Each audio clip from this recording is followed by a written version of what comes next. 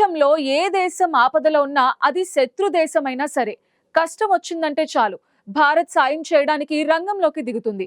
Rescue కోసం Indian air force విమానాలు గాల్లోకి లేస్తాయి. గంటల వ్యవధిలోనే విపత్తులతో అల్లాడుతున్న ప్రాంతాలకు చేరుకుని సహాయం అందిస్తాయి. అలానే టర్కీలో భూకంపం వచ్చినప్పుడు ముందుగా స్పందించి భారీ సహాయాన్ని అందించింది భారత్. కానీ టర్కీ విశ్వాసం లేకుండా టెర్రరిస్టులకు మద్దతుగా ప్రవర్తిస్తోంది. భారత్ పై దాడి చేసేందుకు పాకిస్తాన్ కు డ్రోన్లు పంపి తన వక్రబుద్ధిని బయటపెట్టుకుంది.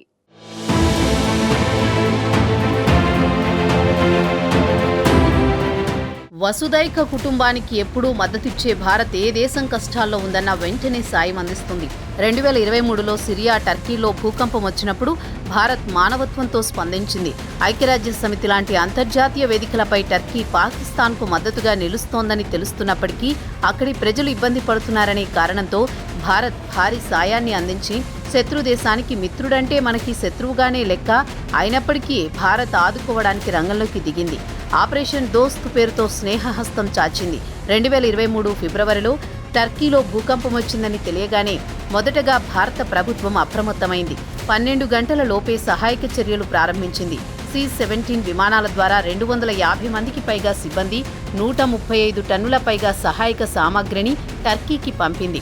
ఎయిర్ ఫోర్స్ మాత్రమే కాకుండా భూకంప బాధితుల రెస్క్యూ కోసం ఎన్డీఆర్ఎఫ్ బలగాలు, డాగ్ స్క్వాడ్ను సైతం భారత టర్కీకి పంపించింది. ఇస్కెందెరున్, హటాయ్ ప్రావిన్సుల్లో భారత సైన్యం 30 పడకల ఫీల్డ్ హాస్పిటల్ను ఏర్పాటు చేసింది. ఈ హాస్పిటల్లో మెడికల్ సర్జరీతో పాటు అత్యవసర విభాగాలు, ఎక్స్రే ల్యాబ్, మెడికల్ స్టోర్ను ఏర్పాటు చేసి 24/7 సేవలు అందించింది. 7 కోట్ల విలువైన ఔషధాలు, వైద్య పరికరాలను సైతం భారత్ టర్కీకి పంపింది.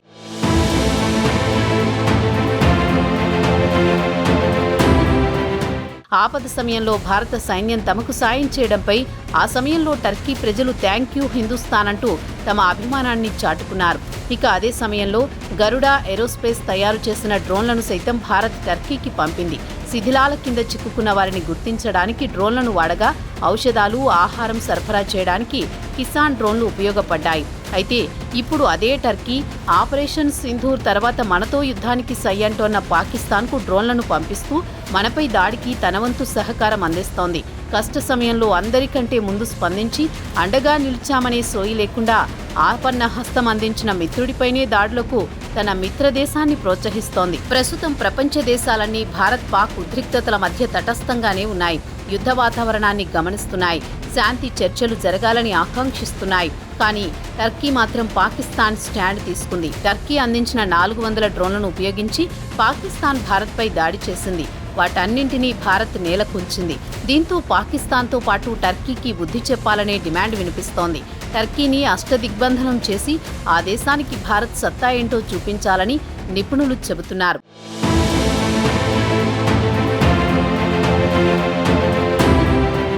పాకిస్తాన్కి టర్కీ సాయం చేస్తున్న విషయం ప్రపంచ దేశాలన్నింటికీ తెలుసు. ఈ దశలో భారత్తో పాటు ఇతర దేశాలు కూడా టర్కీ వ్యవహారాన్ని ఖండిస్తున్నాయి. టర్కీని దౌత్యపరమైన చిక్కుల్లో పడేయాలంటే రాయబార కార్యకలాపాలను భారత్ నిలిపివేయడంతో పాటు రాయబారుల్ని వెనక్కి పిలిపించాలని నిపుణులు చెబుతున్నారు. అంతర్జాతీయ వేదికలపై టర్కీ వ్యవహారాన్ని బట్టబయలు చేసి ఉగ్రవాదులకు మద్దతిస్తోందంటూ ఆ దేశాన్ని ఒంటరిని చేయొచ్చు. పాకిస్తాన్తో పాటే టర్కీని ఉగ్రవాద దేశాల జాబితాలో చేర్చేందుకు భారత్ ప్రయత్నించాలని కోరుతున్నారు. ఇక టర్కీ, భారత్ మధ్య జరుగుతున్న వాణిజ్యంపైన ప్రభుత్వం ఆంక్షలు విధించాలి. అధిక సుంకాలు విధించడం ద్వారా టర్కీ ఆదాయాన్ని దెబ్బతీసే అవకాశం ఉంది. వివిధ వస్తువుల ఎగుమతులపై కూడా ఆంక్షలు విధించే అవకాశం ఉంది. అలా చేస్తే టర్కీ ఆర్థిక మూలాలను కూడా దెబ్బకొట్టినట్టవుతుంది. ఇక టర్కీకి ప్రధాన ఆదాయ వనరు పర్యాటకం. ప్రతి ఏటా భారత్ నుంచి టర్కీకి పెద్ద ఎత్తున పర్యాటకులు వెళుతూ ఉంటారు. మన దేశ పర్యాటకుల నుంచి ఆదాయం పొందుతూ మన పౌరుల్ని చంపేందుకు పాకిస్తాన్కు సాయం చేయడంపై భారతీయులు ఆగ్రహం వ్యక్తం చేస్తున్నారు. గతంలో మాల్దీవ్స్కు పర్యాటకులు వెళ్లడం మానేసినట్టు ఇప్పుడు టర్కీకి వెళ్లడం మానేస్తే తగిన బుద్ధి వస్తుందంటున్నారు. ఇప్పటికే టర్కీకి కొత్తగా పర్యాటకుల్ని పంపే విషయంలో ట్రావెల్ ఏజెన్సీలు ప్రభుత్వ అనుమతి తీసుకోవాలని కేంద్రం ప్రకటించింది. దీంతో ట్రావెల్ ఏజెన్సీలు టర్కీకి బుకింగ్లు ఆపివేశాయి. భారత్ చర్యతో టర్కీ పర్యాటక రంగం సంక్షోభంలో పడే అవకాశం ఉంది.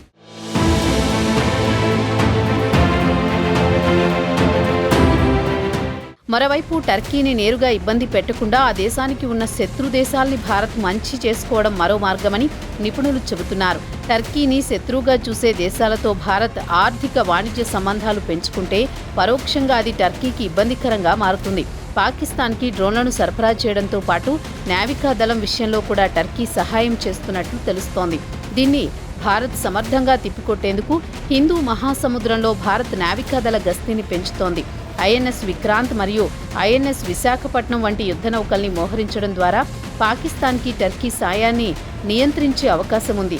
కష్టకాలంలో భారత్ సాయం పొందిన టర్కీ యుద్ధ సమయంలో సాయం చేయకపోగా ప్రత్యర్థి పాకిస్తాన్తో చేతులు కలపడంపై అంతర్జాతీయంగా విమర్శలు వ్యక్తమవుతున్నాయి. అందుకే టర్కీ విషయంలో భారత్ వైఖరి ఇతర పాకిస్తాన్ అనుకూల దేశాలకు ఒక గుణపాఠంలా మారాలని నిపుణులు కోరుతున్నారు.